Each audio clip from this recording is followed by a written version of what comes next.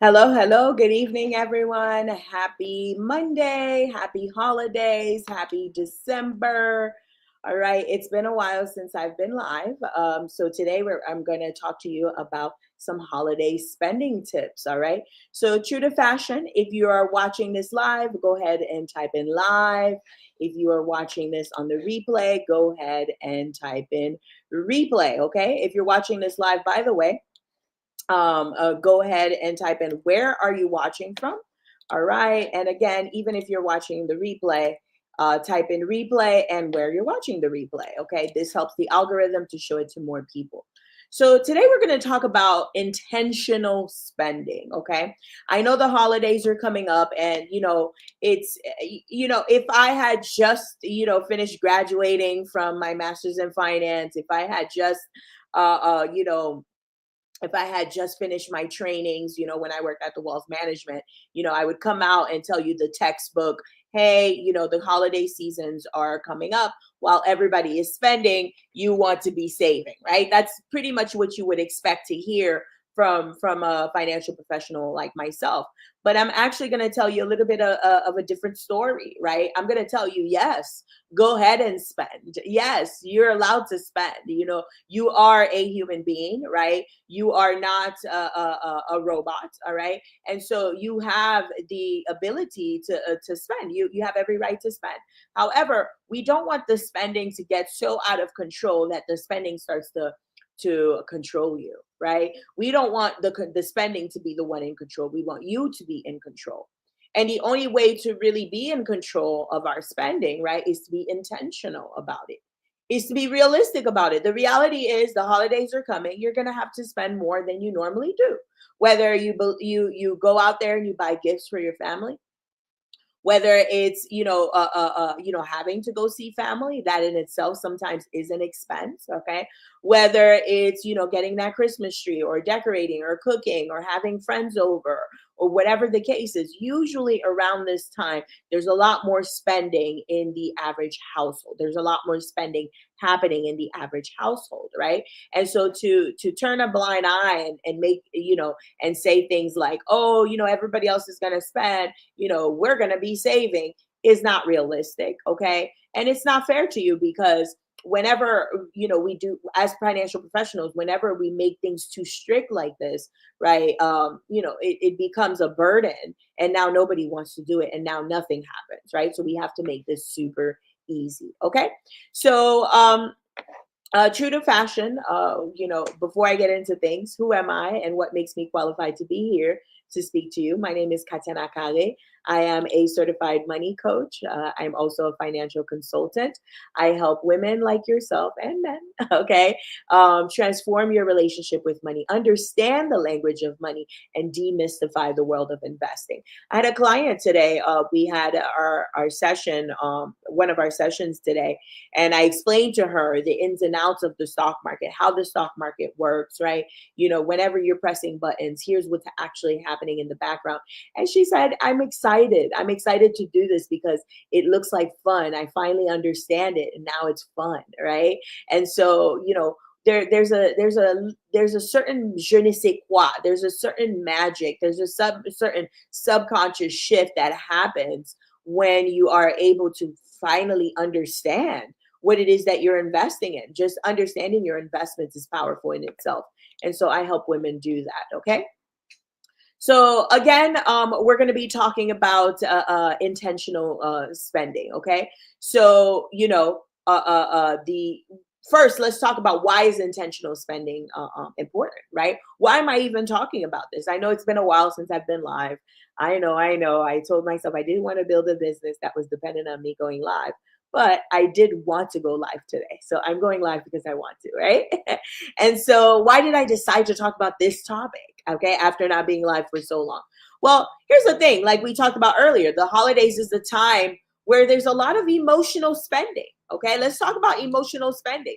One of the things I have my clients do is to actually audit their spending. Okay, and when you audit your spending, you're able to see exactly where your money goes, every dollar, how much money goes to Amazon, how much money goes towards DoorDash, How much money goes towards sending money to Haiti, sending money to family, right? Letting people borrow, shopping, right? All those guilty pleasures. So and when you analyze them, right? When you analyze your spending, a lot of times I have my clients ask the question, right? Was that when I made that decision, when I swiped my card, okay, when I made that purchase, was that coming from a place of logic or was it coming from emotion? And if it is coming from emotion, is it coming from fear or is it coming from greed? I'm sorry, from love, right? Fear or greed, okay? Is it coming from fear or is it coming from love? And most of the time, it's coming from some sort of fear of missing out, fear of lack, right? A void, trying to fill a void of some sort. Okay. And so this time around, especially, I remember when I was first building my business. Prior to building my business, I had a nice little career. I was working in the hospitality industry. I was living way below my means. I was living with roommates, sharing a 3-bedroom apartment. My half of the rent was barely $200, $300. And I was making $4,000 or $5,000 a month at the time. So I had a nice, I wasn't making a lot of money, but because I was living severely below my means, I had a lot of money left over, right? And so, fast forward, to my entrepreneurship journey, it wasn't like that. Okay, I didn't have that consistent income like I did when I had a job. Okay, and so I took a hit. My income took a big hit, and there was a lot of guilt and a lot of shame because I remember there were some Christmases when I first started my business. I could not afford to buy anybody gifts. Right. And here I was, receiving gifts. I had people giving me money because they knew I was a starving entrepreneur. We've all been there. Okay. I was a starving entrepreneur. I remember my auntie slipping me a little $50 bill. That $50 bill was everything to me at the time. Right. It meant I could eat for the week. No, I'm just kidding. It wasn't, it actually was a big deal. Okay. And so, I felt I felt shame and I felt guilt because I couldn't afford to buy anybody gifts, really. Okay. And then the very next Christmas after that, when my business started taking off, I went crazy. I went crazy because I had to make up for all those years that it wasn't a lot of years. I think it was maybe like 2 years in a row. For those years that I couldn't get anybody any gifts, I went all out. I spent thousands of dollars on gifts. Like, see, I made it. I finally made it to my business. So all of that, right? From the years that I couldn't afford gifts to the years that I could afford gifts, it was all emotional spending. It was all intertwined in emotions. It went from guilt and shame, and it continued to be from guilt and shame because I wanted to prove everybody, look, I'm not starving anymore. I'm not a broke entrepreneur anymore. See, I can buy you $1,000 gifts, right? That was still coming from a place of emotion. And so a lot of us, we get caught up. We know logically, we say, oh yeah, this year I'm going to put myself on a budget. I'm not spending any more than this. We're not going to go all out for Christmas. I'm going to buy stocks instead. And the next thing you know, you spend $5,000 and you don't have no idea what you spend it on, right? It's because of those emotions. So we want to be mindful. Right. It's one thing when these things are taking us by surprise. It's another when we're ready for it, right? When we're aware of it. Because when you're aware of it, now here's the thing though, when you're aware of a problem, it doesn't automatically fix the problem, right? When you're aware of a problem, it does not automatically fix the problem. Okay. But being aware of the problem puts you in a position to be able to fix it. Because if you're not aware of it, nothing's getting fixed. Nothing's happening. Nothing changes if nothing changes. So if you don't think there's a problem or you don't see a problem, then nothing's going to change. However, being aware puts you in a position to create the changes. Okay. And so being aware that this is a time for emotional spending. So you want to think to yourself every time that you're about to swipe, every time you're about to, even if you're just going to Walgreens to grab this little miscellaneous thing, every time you're about to swipe, ask yourself, is this coming from a place of logic or is this coming from a place of emotion? All right. Um, Another reason why I want to talk about this is because these same emotions, right? That spending, that high, especially around this time, right? We have a Black Friday, we have Cyber Monday, right? We have all these deals, these irresistible deals. Now, that doesn't mean, oh, put your wallet away, cut your credit cards, right? Because that doesn't work. Okay, if it really was that easy, everybody would just be cutting up their credit cards and everybody would be wealthy, right? That's not how it works. But I understand the thought process around it, right? The thought process is don't fall into the trap of allowing Cyber Monday and Black Friday to really derail you out of your budget, right? That's the point. But if we say, okay, for example, myself, I'm a business owner. There are certain things, certain platforms, certain software that I need for my business to continue to run, such as a StreamYard, for example. This platform that I'm using to be live on my Facebook and on my LinkedIn and on my YouTube all at once. That is a special software. Okay. And today, normally this software costs about $800 for the year. Okay. If I want to get the highest tier, being able to stream, have unlimited data, all of that, right? This is $800 for the year this software costs. Today, for Cyber Monday, they have 50% off for the year. It's going to cost me $400. Now, this type of spending right here, right, is being intentional. I understand that I was going to make this purchase anyway. I need this thing. This thing I needed for my business. Okay. And it just so happens to be on sale right now. Okay. For Cyber Monday. And so guess what? I'm going to spend the money intentionally, not because there's a sale and I didn't need this item and I'm just buying it because of there's a sale. There's a different energy there. It's, hey, I already am going to buy this item. I already need this item. I already want, sometimes it's a want, right? I already want this item. And since I already want it and it happens to be on sale, I'm going to take advantage of the sale in order to lower my cost. Type in a 3 in the chat if you're with me, okay? Another example, all right? StreamYard. What else did I pay for today? There was something else I bought. Another software that was like yearly. It was like, oh, the Otter, and also my Trading View for my charting, right? When we're looking at the charts, okay, I have a whole software that I use to be able to look at the charts, to know when to get in, right? When to buy, when to sell.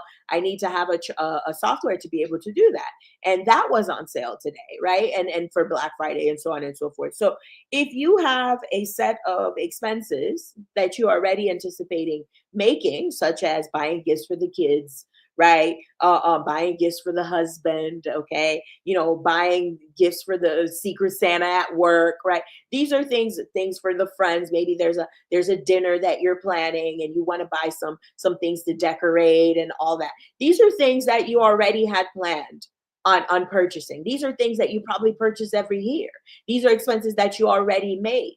And so being intentional about buying them this weekend in order to take advantage of sales, right, is a much different energy than going in and just, scrolling through whatever. And then something's on sale. You're like, ooh, this is on sale. I just got to have it. Oh, this purse that, I have a million purses. I even have some purses in my closet that still got the tag on it. Even though I have all of this going on, I'm still going to buy this purse because it's 70% off. It's a much different energy. Type in a 3 in the chat if you're with me, okay? All right, so with that being said, right, being intentional isn't about depriving yourself, okay, as my notes say. It is about making sure every dollar you spend brings value, okay, and is aligned to your goals. Guys, there's nothing wrong with spending money on having drinks with your friends. There's nothing wrong with, going out to dinner and picking up the tab. There's nothing wrong with buying yourself a nice Louis Vuitton purse. There's nothing wrong with, renting a car for the weekend and going on a drive and doing a staycation. There's nothing wrong with your guilty pleasures, right? But we have to be intentional about these guilty pleasures, okay? I'm going to have this guilty pleasure, but I'm going to plan for it. I'm going to be intentional about it, okay? Another activity I had my students do, and maybe this is something you could do, is be intentional about Black Friday shopping at a Black-owned a business, okay? I'm already going to be Black Friday shopping. I'm already looking for deals. Why not be intentional and spend intentionally in the Black community? Okay, when you and maybe we don't even take it that far, right? Maybe we just make sure that it's a small business, that it's an actual small business, because it's different when you buy a soap from a small business versus buying it at Target versus at Walmart. When you're buying from a small business, you're buying from a single mom. You're buying from a family who wants to put their son to soccer, right? You're buying from a grandma who is retired and doesn't want to stay home, and they decide to make this whatever it is that you bought from them, right? And so when you're buying from a small business or even a black owned business, you're being intentional. This is aligned with your values, with your values of giving back to the community, with your values of advancing the community, right? It's one thing when you spend $200-300 with Target. It's another when you spend $200-300 with a small business. That $200-300 that you spent with that small business probably is what saved that small business. That for all you know, that person was ready to give up. They were ready to give up, and they're like, you know what? I didn't make any sales for Black Friday. This is supposed to be the weekend where we have the most sales, and nobody bought anything. And you go out there and you buy a $20 thing, not even 200, a $20 thing. It's not even about the $20 anymore, right? And so being intentional, making other people's dreams come true, going out of your way, right, to support a small business is a much different energy than saying, "Oh, this thing on Target, this thing at Macy's, this thing at this big retail store is on sale. Ooh, I wasn't planning on buying it. Let me buy it anyway," right? It's a much different energy. Okay, let's keep going. I actually have to go in 5 minutes. Okay, so that was supposed to be the introduction, but I kind of like just went in on the whole live. I swear, I have these notes here to keep me, centered and focused, and I still go on a tangent. Okay, but at least the notes bring me back. All right. So I talked a lot about it, the different tips and trick, right? Being intentional. One thing I'll mention too, right? There's a difference between spending on things that bring you expansion and things that bring you contraction, right? Right? When you spend money on things that bring you expansion, all right, you feel good. You feel like you can do anything. You feel expansive. You feel lighter, right? Such as spending money on family, right? Spending time with family, having ice cream, going out to eat ice cream. One of my clients, I asked her, what can you do this week that is centered towards expansion? She said, you know what, Kat, I'm going to take the family out to go have some ice cream, right? That is expansion, right? And so there's a difference between things that help you feel expansive, that help you feel alive, that help you feel aligned, that help you feel good, and things that make you feel guilty after you buy them. If you're feeling guilty after you buy it, these are the things you want to cut back on. It's not, hey, eating ramen noodles every night. There are times here. Now, here's the thing though. Okay. There are times where we got to eat ramen noodles to make things happen. Okay. Because sometimes, right, you got to start somewhere. Okay. All right. And hopefully you're not there. There are times, but if you're thinking about investing, if you're thinking about wealth building, you have passed that level. You've passed that level where you need to eat ramen noodles to stay afloat, right? And if you are still at that level, there's no shame, there's no guilt. There's help out there for you, right? But most of you who are watching this, who are ready to invest, who are ready to step into the wealth building journal, you don't need to be on a ramen noodle and cutting back and, oh, $0 on Amazon, $0 on shopping. I can't. We don't need to deprive ourselves. It's not that serious. That doesn't help anyone, actually, right? It just puts you in the state of restriction, of lack, like, ooh, I better hold on to this thing because I don't know when I'll ever have more. Oh, please, sir, let me just eat a little bit of this bread because I don't know when I'll be able to have more. That's not the type of energy that we build wealth in, right? And we also don't want to be reckless with it to where we're swipity swipe, swipe, swipe, like there's no tomorrow either. So we want to find that nice, beautiful balance, right? Where we are spending money on things that bring us expansion. Well, Kat, I don't like paying my bills. I don't like paying my light bill. Is that necessarily expansion or bringing things that bring you contraction? Now, your light bill allows you to be on the internet, to be able to watch this. Is that not expansion? Your light bill allows you to be able to see so you can cook, so you can communicate with your loved ones, so you can shower, so you can do your work, right? So your light bill, even though you may feel some type of way about it, it is still bringing you expansion, okay? So sometimes it's also a shift in perspective, all right? So anyway, if you're a little confused about that, don't worry, all right? We're actually going to be talking about this in my upcoming Complete Beginner's Guide to Cryptocurrency Investing workshop. Okay. Actually, I'm supposed to have the link here, but as I talk to you, let me grab the link. Okay. So in this workshop, we're going to be talking about cryptocurrency. Now, this workshop is not necessarily, it's not one of those things where I'm trying to convince you to buy crypto. I'm trying to get you into the crypto world. No, it's, hey, Kat, I've heard about crypto. Okay, I'm a little bit lost on crypto, right? I'm interested in crypto and I'm not quite sure how to get started. And I know that you're amazing at demystifying things that I don't understand and breaking it down in a way that I can understand, right? And throughout our workshop, we're not just going to talk about crypto. We're going to talk about the foundations of investing because at the end of the day, right, if you are enrolling in this workshop, you're interested in investing period.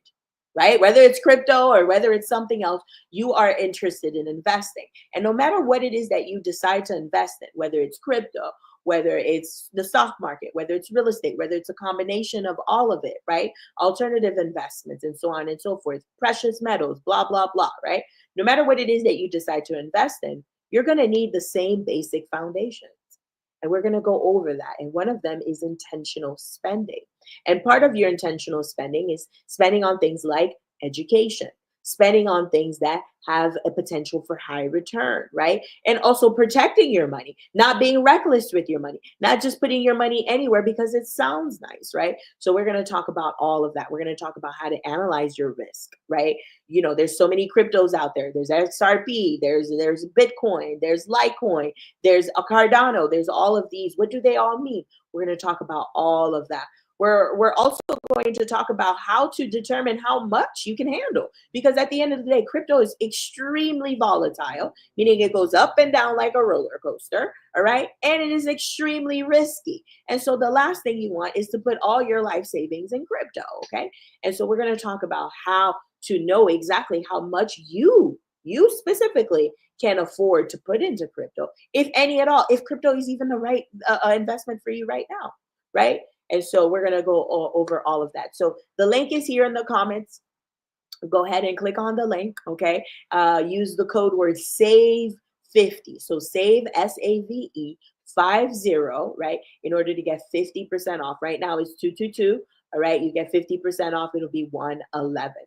Most of my clients who have taken this class, I taught this class 4 years ago. Most of them have been able to grow their crypto portfolio to 25K plus, no matter what they started with. A lot of my clients started with pennies. I'm exaggerating, right? But to all, like literally everyone I asked, how's your portfolio? So everybody's 25K plus. So 111 is a steal, really. I should be selling this class for $1,000, really, because I know that you're gonna 10x, 20x that. I already know that. Okay, if you do decide to participate and you follow the strategies, I already know that. However, okay, it is a workshop, right? It is a 2.5 hour workshop. It's meant to be a shot of information just to help you get started. It's not a long 6 week program. It's not a 3 month program. It's, hey, here's how to get started. Here's how to do the basics. Here's how to protect your portfolio. And by the end of the workshop, you will be able to have your own crypto portfolio. Now, if you want to go deeper, if you want to go and trade crypto, if you want to go and study crypto and become a crypto expert, obviously you're going to need more training for that, right? But at the end of the workshop, you will walk away with at least knowing, at least have bought your first crypto if you want to participate. I'm not forcing anyone to buy, but you would, if you wanted to, you're walking away with at least your first crypto. And if you already have crypto, if you're already familiar with crypto, all right, well, at least you'll expand your knowledge. Maybe the crypto that you have is not quite, is not quite giving you the results you were looking for. Maybe you just you just bought the crypto by chance. You have no idea why it even works or how it works or anything like that, right? And so we're going to go over all of that. Okay. So step one, we're going to go over what is crypto. Okay. We're going to demystify crypto. Step two, we're going to teach you how to analyze. How do you analyze crypto? How do I know? How do I know if this thing's good or not? What does it even do? Right. You're going to learn that. You're going to learn how much you need, right? How much you can afford. And then you're going to learn how to protect it. Okay. All right.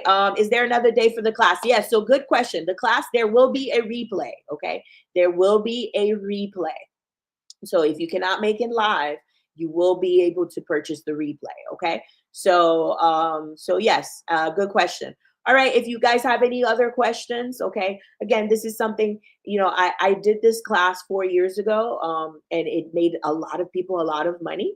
And I decided, okay, I'm done with the class, right? I'm not doing it anymore because it's very risky. It's not something you want to put all your money in, but you could definitely participate and make a lot of money, right?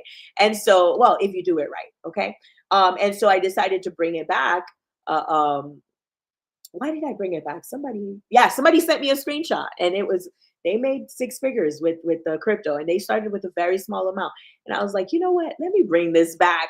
Let me bring this back. Let me teach some more people. It's not too late for crypto. We are just getting started. You did not miss the boat. Yes, you missed the early, super early entries, but there's still a lot of room for growth. So I'm excited. I'm excited to have you guys. All right. If you have any questions, let me know in the chat. I will answer them. And I gotta go. I'm actually 5 minutes late for an appointment that I have. Okay. See you guys soon. Bye.